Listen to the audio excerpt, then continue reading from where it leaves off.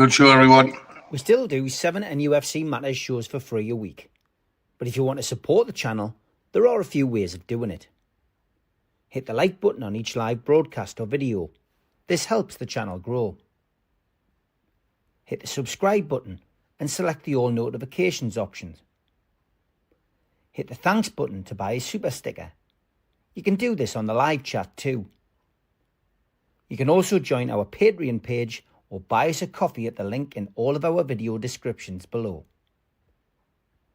We are also looking for sponsors. If you want our latest advertising rates and how you can get involved, then email John at nufcmatters1892@gmail.com. Thanks for watching.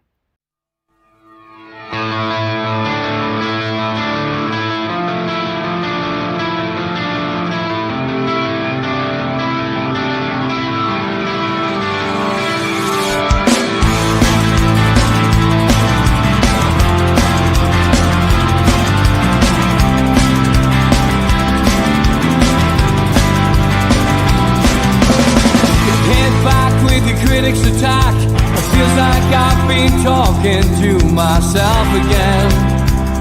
But it's the only way you're ever gonna learn. You look back and it's all in the past. I'm dwelling on the thoughts I cannot say to you. If I don't say the words, then maybe it's not true. And it feels alright when they come and say to you, you're the only thing that makes us all believe.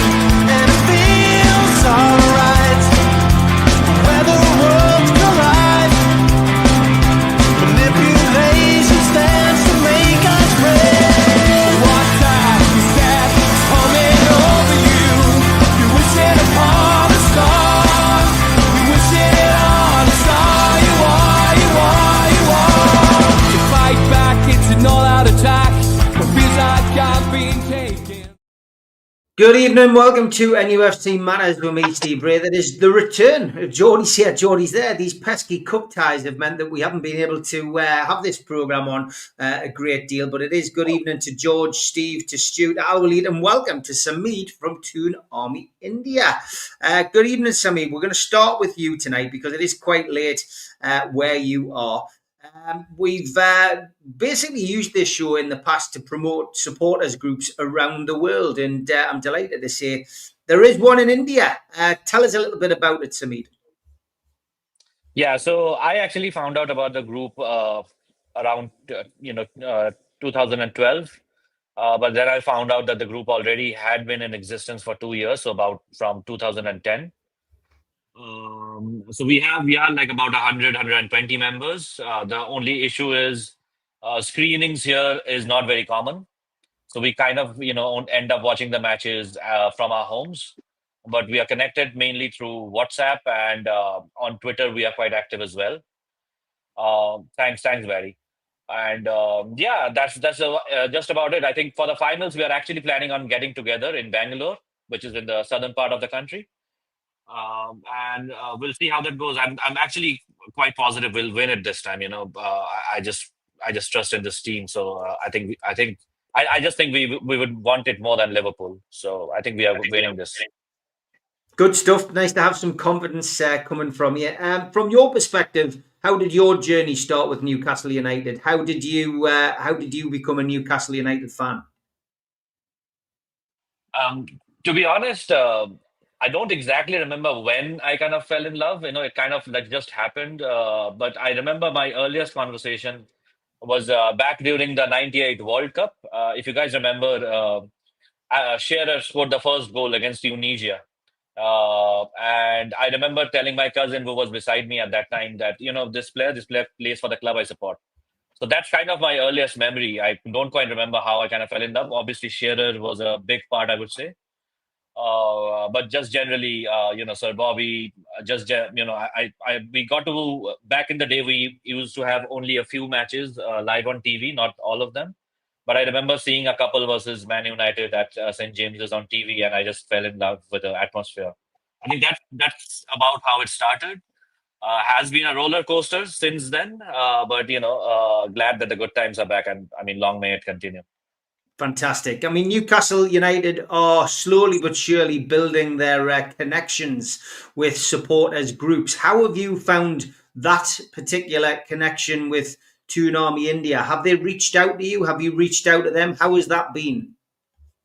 We'd actually reached out to them during the Ashley era itself.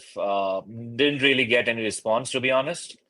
But of late, I must say they have been quite active comparatively. I did a survey that the club was doing. I don't know what happened to that, but they were basically surveying different international fan groups from across the world. And then obviously recently, the fans supporter group reached out, did a call, told us that, they have some exciting plans coming up next season and beyond. So just asked us to kind of be on the lookout for the same. I do realize we are one of the smaller groups, so that's probably a slight issue when it comes to us. But we are just like quality over quantity. I think all 100, 120 of us are like diehard fans. Like we stay up till like 3, 4 in the morning to watch those, late kickoffs and stuff. And I mean, no complaints. Like off late, it has been, a dream sailing. Honestly, never expected anything like. See, it's typical Newcastle, right? Like we were probably owned by the worst owner that the Premier League has seen. Definitely one of the worst. And we just wanted an owner who showed some ambition. And when we do get taken over, it's by the richest owners of the world. So. It's like, one extreme to the other. That's just typical Newcastle, but, no complaints. I mean, glad that, we are on the right track. I agree with everything you've said, and it would be typical of Newcastle. You've got confidence in winning the League Cup. It would be typical of Newcastle, having not won a domestic trophy for 70 years, to go and win 2 cup finals, Samir. I mean, I don't want to jinx it. Let's just start with one. I'll be more than happy. Qualify for Europe. I mean, honestly, I'm not crazy about the Champions League right now. I think Europa does the trick for us this season. I'll be happy with that, and I think we can keep all the top players if we qualify for Europa and win the League Cup at the very least. So I'm just hoping for some silverware. If we do win 2 trophies, it'll be like a dream come true. But I mean, I'll be more than happy with just one for now. Obviously, looking at the squad at the minute, your favourite player, is there a player that you love the most in the black and white shirt?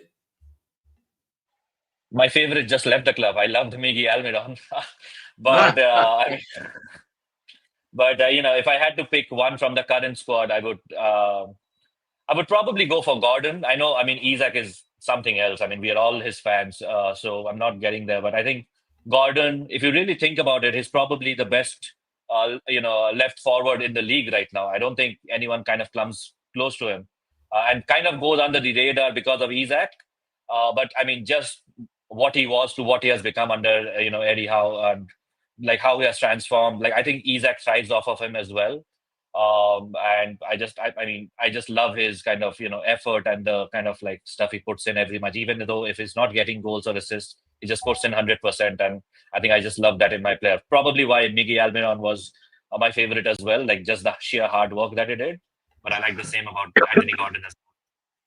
You mentioned just about supporters, and the support was one of those things that really brought you to Newcastle, as well as the likes of Alan Shearer and the playing side of things. I guess it's the dream, I suppose, of many at Toon Army India to get across to Newcastle and watch a game live. Is that something you would love to do, sooner rather than later?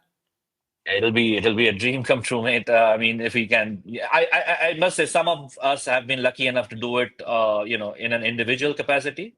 But as a group, if we can ever make it, even if it's just like the 10 of us or something, it'll just be a dream come true. I mean, when people would watch this show and see you guys asking me this question, I'm sure they're going crazy at home. So, never say never. You never know; it might happen. But as of now, I mean, like I said, we have been approached by the club, but nothing kind of gets close to. I mean, they haven't really asked us to kind of come attend or anything. But if it does happen anytime soon or later, it'll just be, a dream come true for all of us.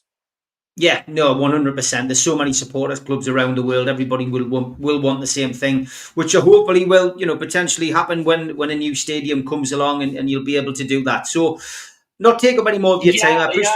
Go on. Sorry, I didn't mean to interrupt, but No, go on. getting to watch one at St James's would be something else. I mean, I understand the new stadium, but St James. I mean, I don't know if it'll happen, but I guess it's going out in about 3 years, is what I'm hearing on Twitter and stuff. But yeah, I mean, a new stadium, I'm sure would be awesome, but St James's, I think, is a different emotion altogether. The amount of tea breaks the builders here, it'll probably be 4 years, Samid. But yeah, I get where you're coming from. 3 years will probably be about right. Just from your perspective, give us a push to where people can find your group, because there will be people who, we have Stu, of course, works in Bahrain. Mitch, who works in Dubai. We have plenty Geordies who will be coming, I suppose, to India to work over the course of the next 12 months. Where can they come across and find you? I know you said you find it difficult to watch games together, but if you had a get together, where would people be able to find you on social media? I think a lot of our members are in Mumbai, and a lot of us are in Bangalore as well. So these two would be the top cities in terms of just the sheer number of people we have there. But to be honest with you, I think we are pretty fairly spread out throughout the country. I think the best place to reach us would be on Twitter. We are quite active there. And then wherever, whoever is coming to India, whatever city they're going, I'm sure we can find someone to kind of connect with them there, help them out, show them around perhaps. And I mean, we'd love to have any of you listening to the show into India. Just let us know, give us a shout out on Twitter, and we'll do our best to reach out and help. At Toon Army India is where you can find Samid and the gang on X. Get yourself onto there. Samid, thank you very much. I'll let you go and get yourself ready for bed and start dreaming of Jamal Lascelles and Bruno lifting that trophy together. Thanks very much for coming on. I'm sure we'll have you back in due course, mate. Take care. Cheers, guys. Pleasure. Have a good day. Bye. Thank you to Samit for coming on. Give them a follow on X. And as you say, if you're ever going out there, give them a shout. Okay, we are going to pay our respects, as we will do tomorrow night with Gibbo, to a player who has passed away. And we seem to be doing too many of these over the course of the last couple of weeks. We've lost Alan Shoulder, Gordon Marshall. We've lost John Shearer, one of the Newcastle United supporters who everybody knew. But we've now lost one of our greats, a wonderful tribute by Gibbo, front page of the Chronicle yesterday, and a double page spread. John Tudor, George, give us your memories of John Tudor. Oh, if anybody wanted to find a player who would give it all, then John Tudor gave it all, in every sense of the word. He worked hard, scored some great goals, and like other strikers, suffered because he was around when there was other great strikers around, like Supermac and the like. But he never let that put him off. He always more than weighed in with his share of goals, and sometimes quite spectacular goals. His trademark goal was the diving header, something that's gone out of the game almost nowadays. John Tudor, there must be countless pictures of him heading goals with his nose about half an inch off the grass and putting it in the bottom corner and risking getting his head kicked in, because in those days the Brian Kleins and John McGrath of the world weren't too fussy where they put their feet. But John Tudor used to go in there very, very bravely and scored some spectacular. Not only did he score, he gave some great assists to the strikers he played with. And like so many that we've had recently, another nice guy, just a nice man as well. He not somebody that you can think of for things on or off the field that raised his name. You're never going to sneer at John Tudor like we can with some of them who refuse to play and all that sort of thing. An absolute gentleman and great footballer, and just being able to see him play and brave. I don't like that anymore. Certainly not. Our thoughts, of course, from NUFC Matters towards John's family at this sad time. We will take a little look back at the match that we had at the weekend. And obviously you covered it a little bit on the fans forum, George, but we've had the draw since then. Brighton is the next opposition. Brighton at home in the fifth round of the FA Cup. What's your thoughts, George? We've got a bit of feedback at your end, George. I To the think draw. it's okay now. It's cleared now. I'm not sure why, but yeah, go on, George. The amazing thing how all the big ones are the wide open moment, and we couldn't.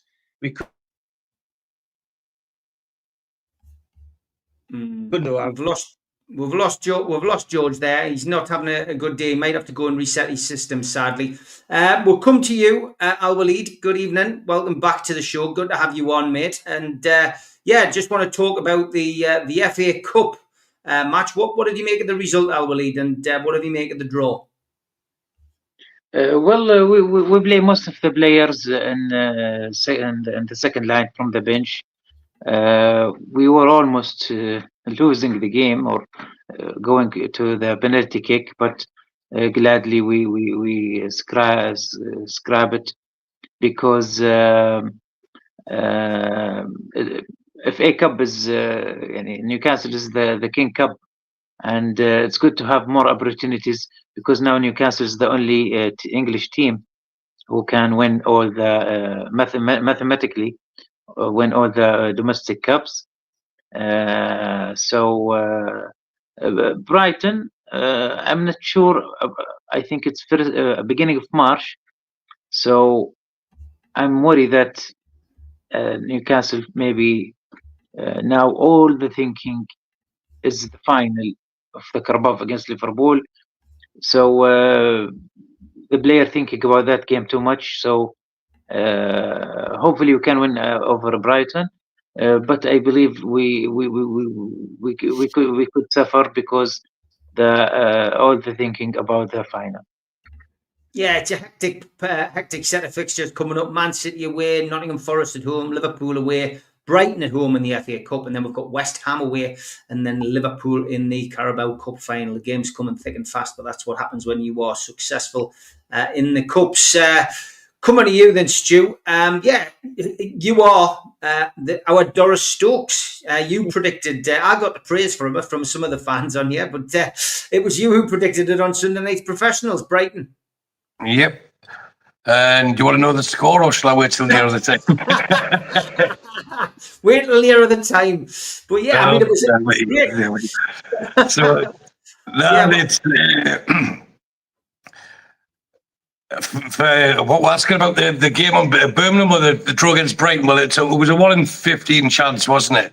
But seriously, I had this, I don't know if it was a dream, but sometimes you go daydreams, and I had this realization that we were playing Brighton and we were at home and the sun was shining, so I predicted the weather for that day anyway, and we beat them. So I've actually got a feeling who we're getting the next round, and shall I say it now, just to put it out there? And if I keep doing this, once we get past Brighton, because we do beat Brighton, apparently, in my vivid imagination. All right, then after that, we'll play Aston Villa in the quarterfinals. Oh, Aston Villa in the quarter. Is that at home? I have to go back to sleep to find that one out. I just knew we'd go Villa, but that's what I think anyway. I'm not pretending to be a clairvoyant or anything. It's just sometimes, it happens to people, doesn't it? You think, right, I knew that was going to happen. Well, I said it before it happened, so that's that. But I think a home draw against anyone was going to be acceptable to the masses, and there is some unfinished business against Brighton, and they can be a team that can come here and play us off the park if we play like we did against Fulham, or if we play to the best of our ability, we'll swipe them aside.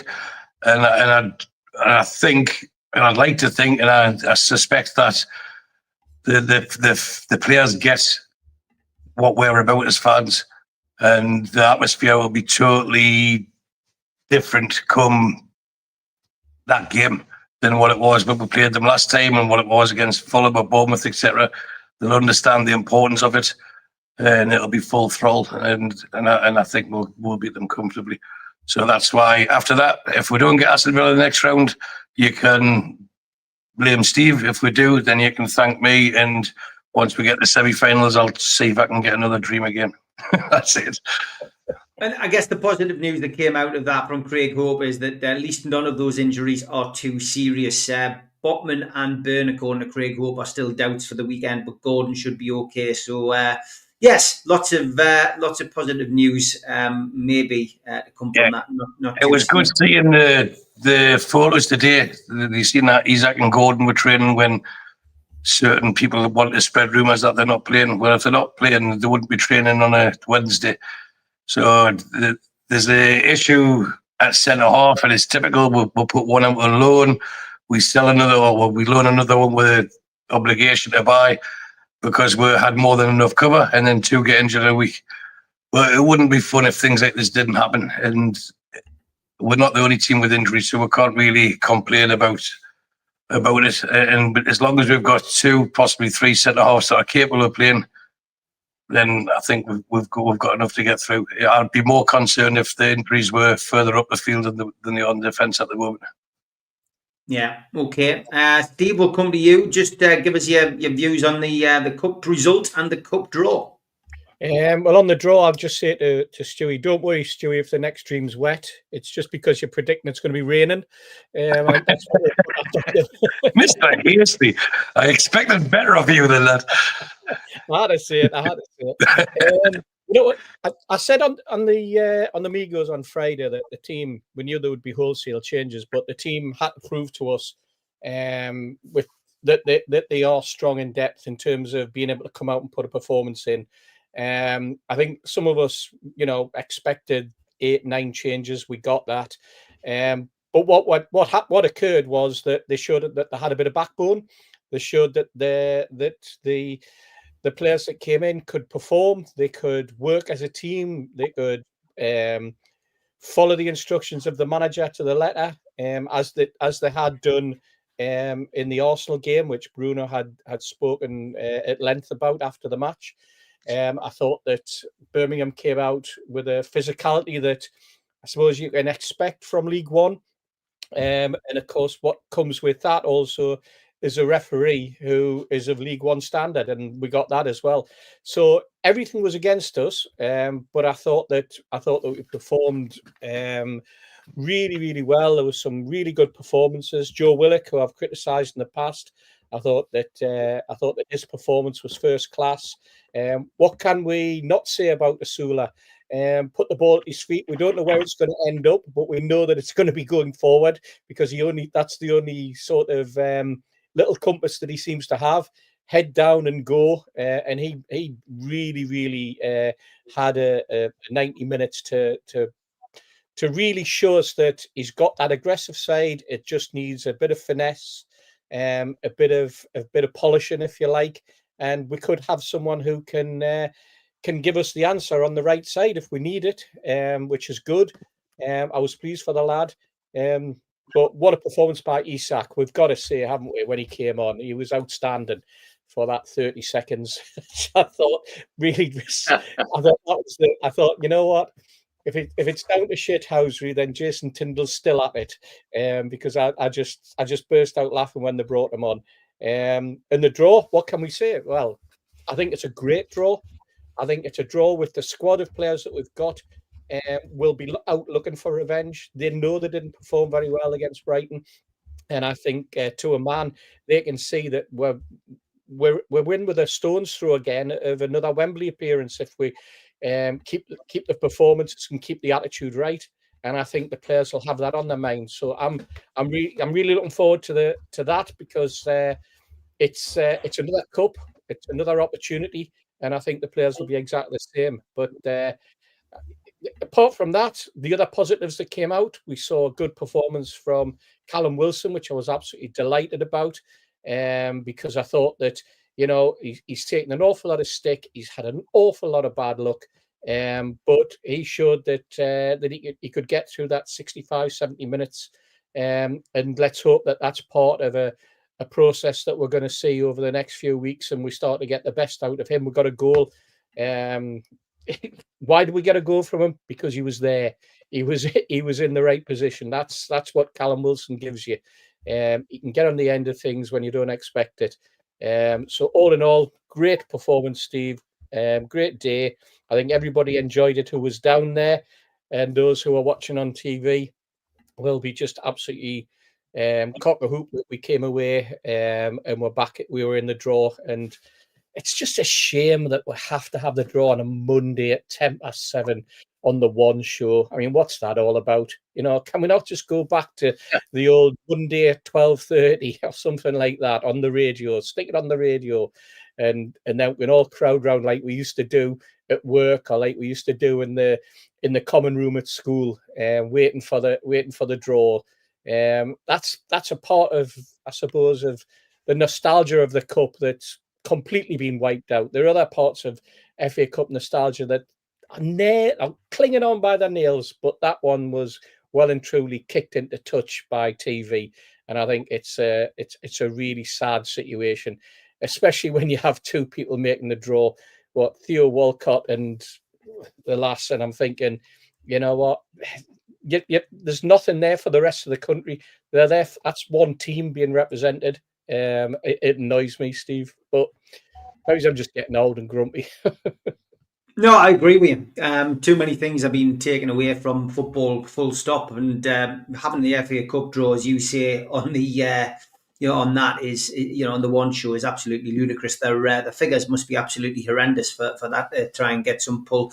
George, you got cut off in your prime. Just let us know what you think about Brighton at home. Good draw. It's at home. Well, it's brilliant. Any draw at home would be good. Is that all right now, Steve? Perfect, mate. Perfect. Faultless. Yeah. Any draw at home was good with what's left in the draw. So I'm delighted with Brighton coming. We'll put right what we couldn't get right the first time when we met them. So I'm quite happy about the draw and very optimistic about the possibilities. I mean, it's almost to open the doors to Wembley a second time forward. So yeah, great.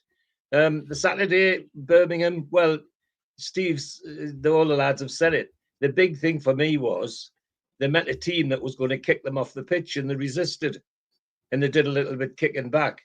How on earth they finished with 11 men on the field, I do not know. Some of those hip throws where they were throwing people into the ditch at the side of the pitch, and a couple of them were off the ball, for God's sake. I mean, Kraft got one when the ball had been away a fortnight, and he still ended up in the ditch at the side of the pitch. Nothing from the referee or anybody else or the assistant. It just beggars belief. And some of the challenges that went in. You see, the one that young Miley was involved in, the Birmingham player got injured because he went for young Miley. If anybody who's played could see, he was going to go in and really hard. And unfortunately, timed it badly. So he got hurt instead of young Miley, and got hurt very badly. So it was horrendous. I couldn't believe what I was seeing. But as Steve just said, it's League One and League One referee. The only thing that the officials did get right, of course, is that they give us our first goal, which everybody was saying wasn't over the line. What amused me about the people that are saying it wasn't over the line all used a picture that showed the ball behind the post. And if the ball's behind the post, it's over the bloody line. I mean, put your brains on, folks. It's as simple as that. The big thing is they dug in and they fought hard, and there were some good performances. Joe Willock, we've got to say it again, after the horrendous abuse him and his family's had, after that miss he had on the other Saturday, came out and showed them the best answer. That's the best answer to abuse. Show them what you can do. And Willock did that. He did it very beautifully, despite getting kicked to pieces every now and again. Asula, well, I think Asula showed that there's a footballer in there, and that with Eddie Howe, we might see it come out. The other thing he showed is that he is possibly capable of substituting on the right wing. Now that would be a historical thing, wouldn't it? As number 9s who've also played number 7s, Jackie Milburn, Len White, etc., etc. They all were very capable of playing down the middle or down the right side, and very successfully. And in fact, Jackie played for England at 9 and 7. There was only Stanley Matthews that stopped them being 7.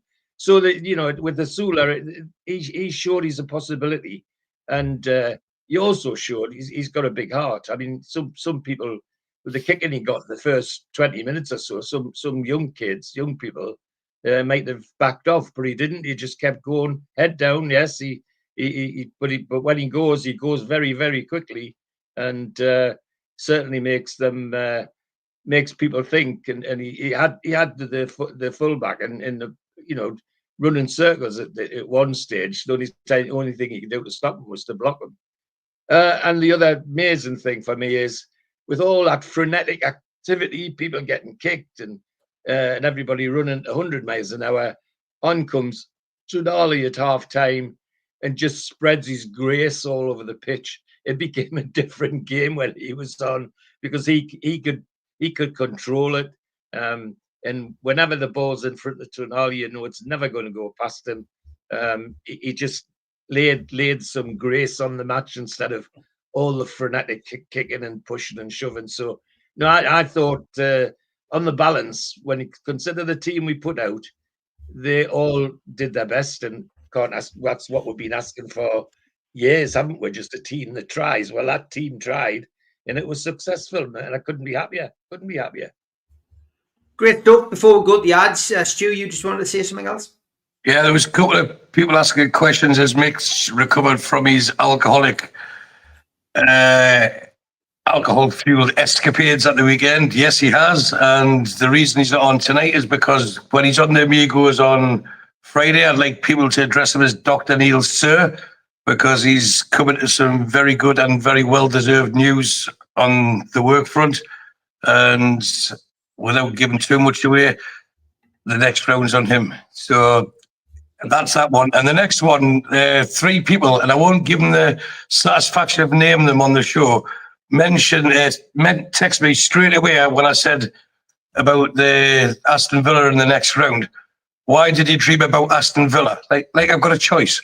You know, come on, I've just passed on what happened. So I'm sorry if it upset you. You know who you are, but that's how it was. And if I'm wrong, I'm wrong. But we'll still get through past Brighton anyway. Good stuff, Steve. Can I just say that I'm glad Stu's mentioned you. I was in 2 minds too, but for obvious reasons, I wasn't going to say too much. But I couldn't be more delighted for you. Deserves it thoroughly. Yeah, you was having to curtsy to him on Friday. I'm not on the show Friday, so he was having to curtsy. It's Dr. Neil, sir. Well, I've done that already, Stu. Fair play to you. Halfway through the show, time for the ads. A big thanks to all our sponsors, Skips and Bins. Say hello to low-cost waste disposal with pay-as-you-go and contract waste management.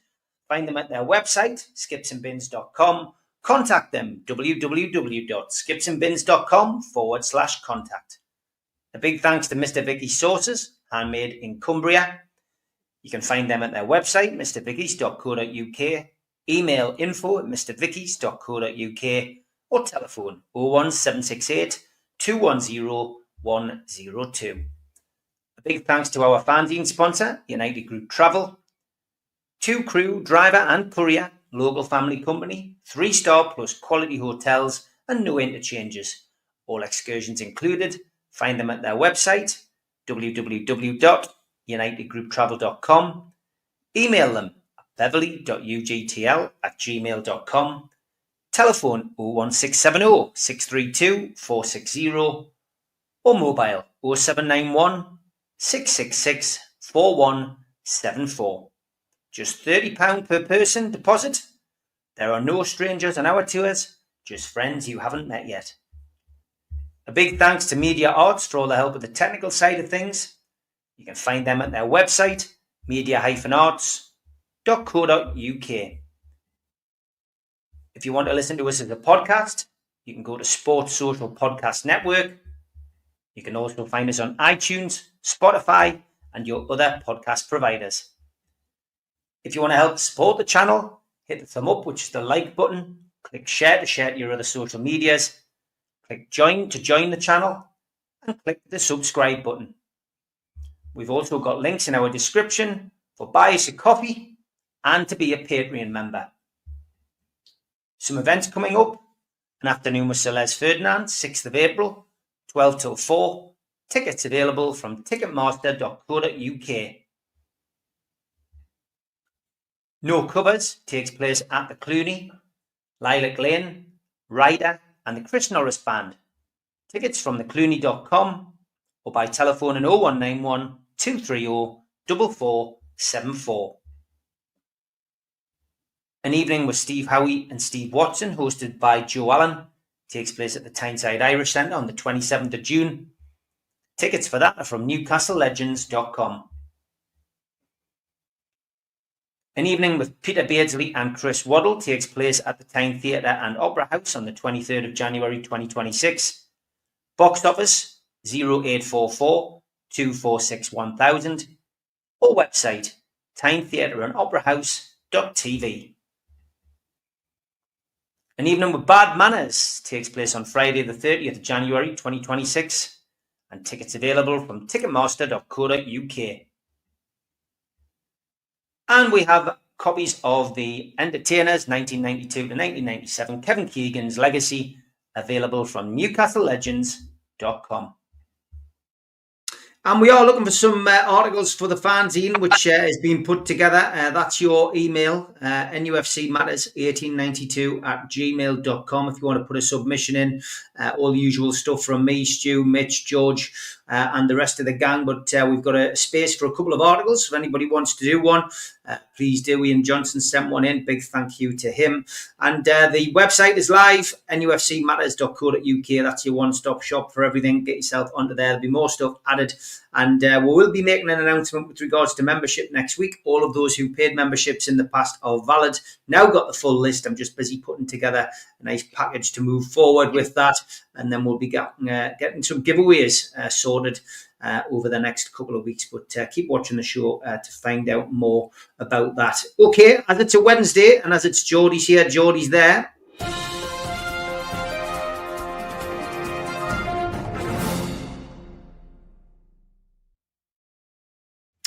Okay, it is Ask George. Barry was in first. Ask George, what is his favourite memory of the legend that was John Tudor? Oh, I think I mentioned it in my tribute, and that is that his signature goal was a diving header. And I remember, I think it was against Nottingham Forest at St James's, and we were struggling, and John Tudor got the winner just before the end, and he got it by putting in a diving header. And literally, he's when he dived, his nose was no more than half an inch off the turf, and he dived in amongst all the boots and clarts that were flying around and scored the winning goal. And that was typical of John. That's what you got from John Tudor. So that's my abiding memory of John, is brave, being very brave as a striker. But that particular header, that particular style of header, was his signature, in my opinion. Okay, Stephen says, ask George if David versus Goliath cup ties should be reffed by Premiership referees, because David's tend to kick 7 bags out of Goliaths and get away with it. Well, I'll be honest. If we really are serious about refereeing, it's time that if somebody from the Tier 4 referees a match, he should be nearly as good as somebody from Tier 1. Yeah. Otherwise, what sort of education are they getting? The guy that refereed at Birmingham, really, I doubt, if that's his standard in League One, God help the people up against, they must be getting away with murder, because he was dreadful. And that shouldn't be like that. Referees are referees if they're getting the right education. Yes, you could say that there's more pressure on the guys at the top because they're appearing before 50, 60, 70,000 on a regular basis. But that's what they're aiming to be. So I would like to think that referees that in the position that they're in should be well enough educated to referee a match fairly and honestly. But you're going to get to hit one on Saturday. He just wasn't up to it. He lost the matches. He lost the game. Really, is the honest answer. You know, then pull them out and educate them again. I'm not saying get rid of them, but give him some education and make sure he's better the next time. Okay, last question for George. Question for George. Which two players from Newcastle United's past remind him of Alexander Isak? His players are Tony Green and Peter Beardsley. Well, you're in the right area, aren't you? You're speaking about Peter Beardsley, arguably the best player ever to play for Newcastle United, and Tony Green, who could have been even better, because they had similar things about. Well, Tony Green certainly had similar things about him that Isak. Tony Green had Isak's pace. Peter was quick, but not quite as quick as that. Peter relied on guile and his ability to drop his shoulder and send people the wrong way with a body swerve and that sort of. So yes, they're good. I'm trying hard to think. Well, if you want somebody who had the pace and had the ability to do trickery, and you want to go a long way back, then Len White's in there somewhere, because he relied. You often scored goals from the halfway line by just dribbling through the whole defence in front of them at pace, and similarly going down the right side usually. And I'm trying to think of somebody else that has that kind of ability. We had the possibility of an Isak in somebody who just had the promise, looked like he was going to be a world beater and disappeared to Blackpool, called Alan Suddick. Alan Suddick, when he got into the first team in Newcastle, was able at times, but then, just got unsettled and decided he wanted a transfer, and then slowly disappeared from football altogether. But when he first came in, he had the pace, he had the skill, he had the knack, and for some reason. But they're the kind of players that we had in kids, really. Okay. Great I've stuff. got to ask George, Steve, if you don't mind. Yeah. Is that a tank top you're wearing, George, or is it a tribute Star Trek sweatshirt? Star Trek sweatshirt, wasn't it? That's all for us, George, for this week.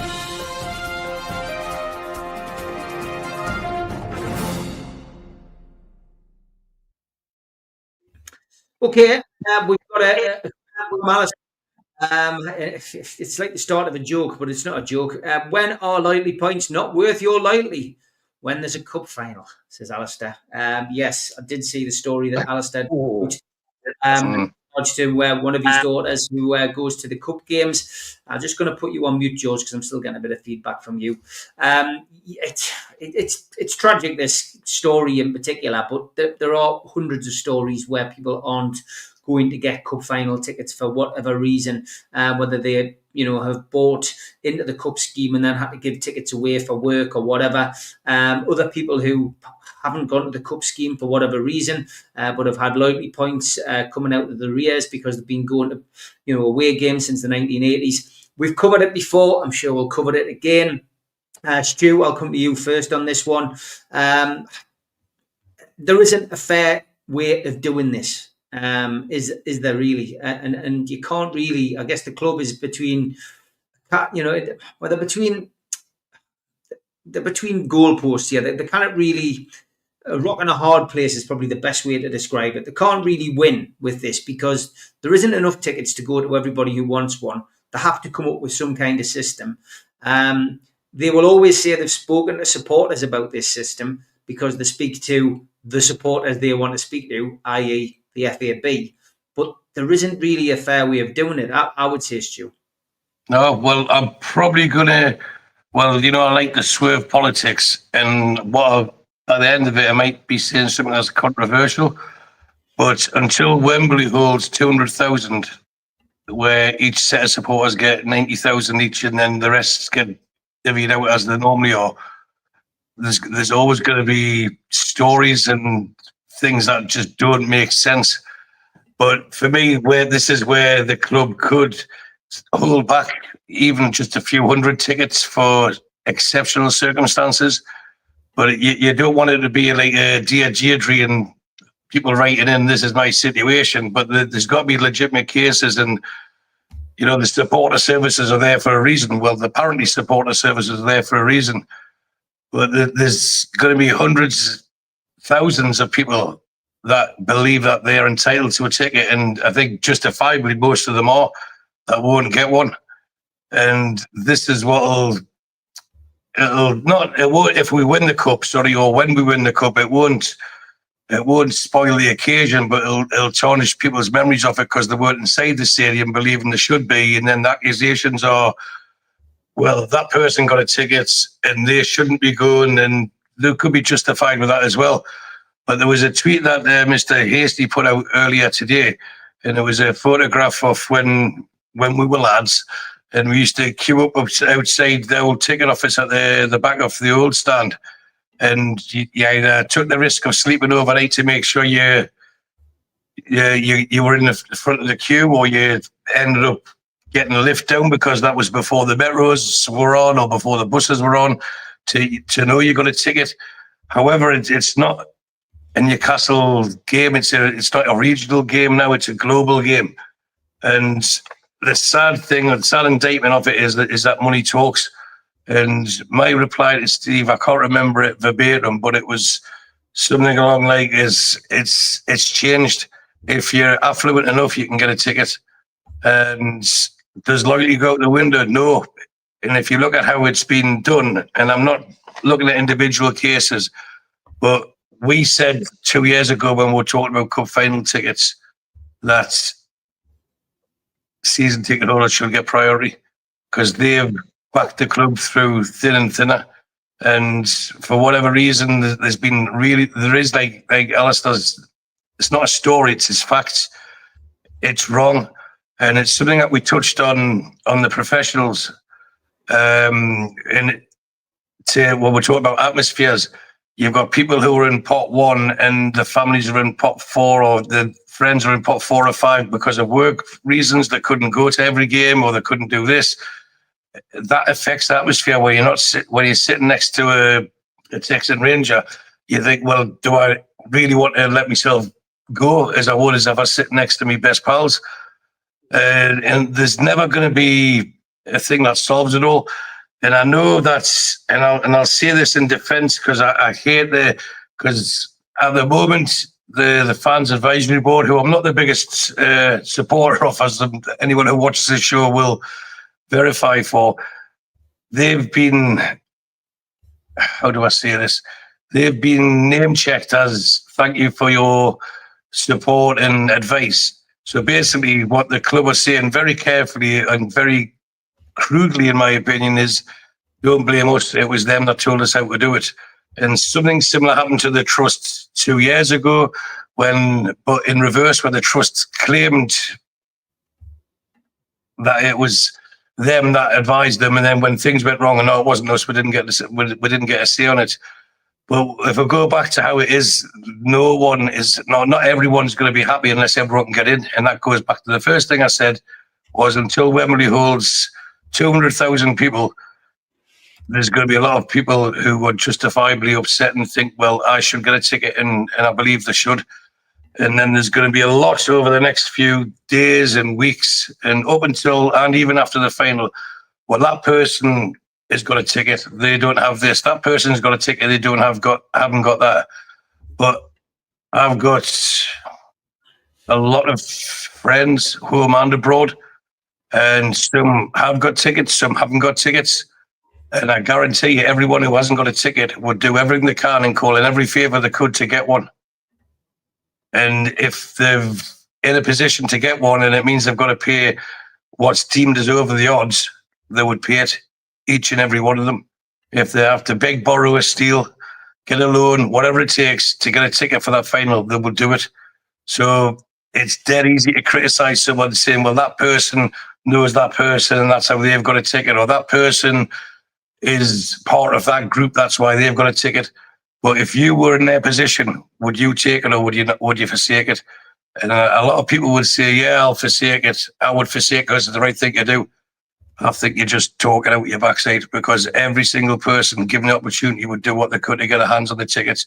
And I'm not saying it's right, and I'm not justifying it. I'm just asking people to look from the other person's perspective as well. And I'm being very careful on how I'm wording this. So I'm not pointing fingers at anyone or any other YouTube channels or any other sources of fans, boards or trusts or anything like that. You would do what, if you were in their position, you would do what you could to get a ticket. And if they've done it and they've got one, that's not their fault. That's the way the system is. And until we go back to what Steve posted, where people queue up, and me personally, as we sit here right now, I don't have a ticket, but I will spend, and I'm in a fortunate position at the moment. That might change next month, but at the moment, I'm in a fortunate position where I could spend over the odds to get a ticket, and I've already paid for flights, hotels, and everything else, and I'll do whatever it takes to get myself inside that ground on the off chance Newcastle United lift that trophy, and then next time I'm in Newcastle, I should never have to pay for a drink if Bruno and Lascelles are lifting the trophy like I predicted. And that's unfortunately the way of the world now. We don't live in the 80s, we don't live in the 90s, we don't live in the 70s. And the sad indictment is money talks. And loyalty isn't worth that much, as what the first question was that came on, Steve. But the way that it's been done, the season ticket holders have been looked after. And if you look at the difference between this pot and the pots 2 years ago, it's heavily weighted towards the season ticket holders. So, I mean, I could say that and sit on the fence and be independent. And if I get criticism for it, I'm just giving people a different observation. Like sometimes, what would you do if you were in their position? And I guarantee most people would do exactly the same. And it doesn't make it right, but that's how it is. And you can't please everyone, and you genuinely can't. And it's a shame. And I just want everyone who is in there to feel privileged enough that they are in there, and do what you can to make as much noise as you can. Whatever the scoreline is, that we go away with our head held up high. And not that we won the singing trophy. We sing enough to make sure that the team win the trophy, because there's been proved many times at St. James that the synergy between the fans and the players makes a difference. So if you're fortunate enough to get a ticket, make sure that you have your lozenges, you have your lockets, and your throat's clear, and you're ready to just roar the team on for the full 90 plus minutes. So that wasn't meant to be a sermon. It wasn't meant to be an excuse or justification of those who are getting tickets, because for me, if I get one, I'll buy it. Absolutely certain I will. And you get people watching this go, yes, Stu, you deserve this. What, because I do a podcast? No, I don't. I don't deserve it. Well, I might deserve it for going to matches for home and away for years before I moved abroad, but that's where loyalty goes out the window. And we'll go back to money talks. And if someone's in a fortunate position where they know someone who can get them a ticket and they get one, don't begrudge a bit. Be jealous, yes, but don't begrudge a bit, because you do exactly the same. But I think the only way is the club held 200 tickets back, 300 tickets back. And for people like Alistair, have the human touch, and that would go a long way to appeasing so many fans. And unfortunately, I don't think they'll do that, because they know when you've got a product that people want and the demand heavily outweighs the supply, you can't treat your customer with a bit of contempt. And it's not going to get any better until we get that new stadium and there's more customers able to get in and have a say. So sorry for going on for so much, but I felt like I need to give both sides of the argument rather than just criticise one side of it. Okay, Steve, I'm going to come to you because you always have a valid opinion on this as well.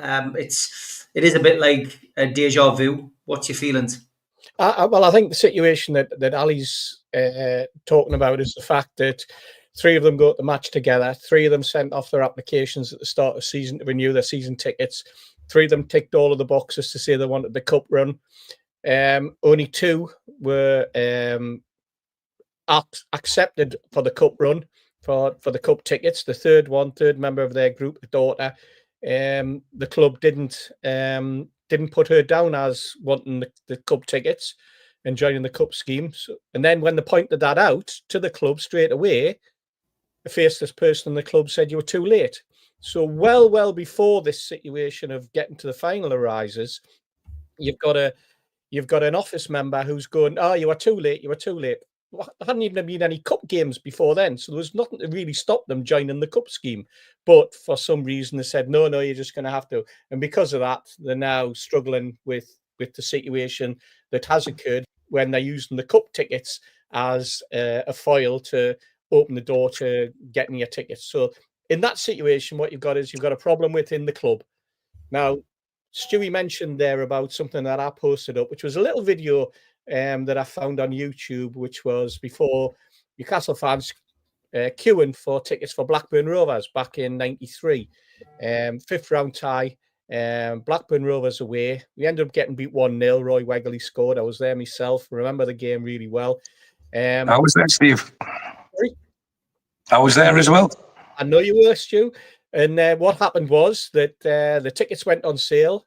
We all had to queue, and the tickets were going on sale at 9 o'clock in the morning. And there were so many people outside the ground that the club were told by the police to sell the tickets at 3 o'clock in the morning. There was an almighty rush. There was so many people up there. There was almost a riot. There was a risk of death, according to certain people who were there because of the crush. And on the preceding video that you see that I posted up on YouTube, you even hear the Inspector Patterson saying that it was ridiculous. They only had 20 coppers, and there was something like 5,000 people queuing for tickets. They blamed alcohol. They blamed people coming up from town full of drink and joining queues and all this type of thing. But what happened? That was reported on ITV, on Tyne television that night. And who's sitting there in the studio condemning the way that the fans behaved, but also saying how they'd asked for just seats so they could organise the tickets better. So John Hall, the face of Newcastle United, and he explained the situation. And then at the end of the interview, you actually hear Sir John talking about the fact that there's going to be planning permissions being granted for the North Stand and the South Stand. And he's talking about that as well. Well, what have we got? We've got nobody in the club who'll ever come in front of TV cameras in a situation like that and explain or justify the way that the ticket officers or the way that the ballot scheme's been promoted or anything like that. And we haven't had anyone coming on TV saying we're looking at plan permission for X, Y, and Z for the ground. And this is how things have changed, Steve. But this is because we had Sir John Hall was a PR maestro, and he had the backing of Freddie Fletcher, who would have been guiding them through all of that. And I think that's the difference between the football club then and the football club now. Of course, in that particular game, we got tickets, we're all standing. And I can go back to, somebody mentioned 74 and their dad queuing. If anyone who goes to Backpage and tries to buy a program or does buy a program from like 74, 75, 73, that era, there'll be a little bit cut out of the bottom of one of the pages in the program because that was your voucher and you were guaranteed to get your ticket for a cup match if you got the little voucher and you stuck it. So every program, you had to buy the program and you got the sheet at the start of the season and you had to stick your voucher in. And then when you went to the ticket office and they showed you how many vouchers you had and that qualified for a cup ticket. And that was exactly the same for the Nottingham Forest 74 game that George was talking about with when John Tudor scored the diving header. I was at that particular game and that's how you got your tickets. You also got your tickets for the semi-final and the final in exactly the same way. If you had the vouchers, you were almost guaranteed a ticket. My dad was delighted because he went instead of us because I was too young, he said. Steve, I'll just add, if it's like this now and we get to the FA Cup final, I think the allocation's only 17,000, not 31 plus. Yeah. Imagine the fallout then. Less than 25, I think. It's usually round about just under half, isn't it? Yeah. I think it's called now the price of success, isn't it? It is. Yeah, it's going to be a nightmare. George, feelings on this? We've been here before.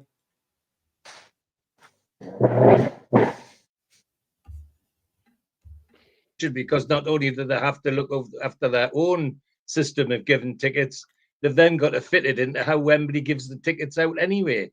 And with the 80,000 maximum, and only less than 60,000 going to the fans of the two clubs, somebody's going to lose out at both ends. So that's quite sad. But I'm interested in Stu saying money talks. My father went to all 3 finals in the 1950s. Where did he get his tickets from? Buckingham Palace. Buckingham Palace. Because he knew somebody who was a postilion that wore a red jacket and rode the horse in front of the Queen, and he could get tickets. In fact, he wanted me dad to have half a dozen for his mates, but he couldn't afford them. It took him a month's wages to pay for his own ticket, so he couldn't buy any more for anybody else. So money talks, Stu. It's still the same, and the queuing situation as well, because in my family, if it was during the day and all the lads were at work in the shipyard, my granny, my mother, my aunties all went up into the queue while the lads were at work. And as soon as the lads were finished work, they went up and swapped places with the women. And that's how it went on. And the queue then was halfway around the ground twice. You know, it was ridiculous. So very little changed in that way. But the difficulty for and, you know, I've got loads of sympathy for anybody who's in the position that girl is. The bottom line for the club is they've got an allocation system, and then they have to imprint that allocation system on how many tickets Wembley will let them have. Now, those two things in their own means somebody can't win. Somebody's going to lose. And that's quite sad. I mean, you know, and bear in mind, I'm talking about the 50s when my father went. Wembley was 100,000 then. It wasn't 80,000, it was 100,000. So, you know, it's sad, but Stu's point about money talks, it was still the same then. As I say, my father was offered a dozen tickets, but he couldn't afford one, to be honest. It cost him a month's wages. You better start emailing Prince William then, Stewie. Yeah, me and him are on speed dial. He's the president, isn't he? He's the president. Finally, Al-Walid, you know, for you just watching this, it's there's no simple solution, is there, really, to cup final tickets? Yeah, as you said, Steve, and all the lads, it's like a deja vu. For me, I really would like to attend the game, the final, but I am more, for me, if I just being in London and Newcastle that time, just around, I will be over the moon. And the more thinking or the more wishing is to win this game. The team must give all the blood into this game, because every player want to be part of this game. 70 years, no trophy. It will be history, and Newcastle will not get this cup unless they put all their blood in this game, because it's a great chance, and this is the only way. The only way to get this cup is to put all the blood into this game, really. Yeah, 100%. Mozza said that the queue was the same for the Bay City Rollers in the early 70s, right round the City Hall. And David says in 74, not many season ticket holders, so they all got tickets. Lots of people saying they'll just be in that pub or that club, which is, you know, it's everyone's choice. But it's, you're never going to please everybody. And if we do get the FA Cup final, beware there is going to be issues. If you've got an issue or something that you'd like us to discuss on the show, give us an email as well, nufcmatterspodcast1892@gmail.com. We're always interested to hear from the supporters. And thank you to everybody for watching. 400 of you watching on X. Jump over to YouTube, hit the subscribe button on NUFC Matters. We do 7 shows a week. I will be back tomorrow with Gibbo, 6 o'clock, and then it'll be 5 o'clock on Friday with the Amigos. But for now, thanks to Samid for joining us earlier from Indian Mags. Thanks to Stu, George, Steve, and Al-Walid. Thanks to you for watching. See you later.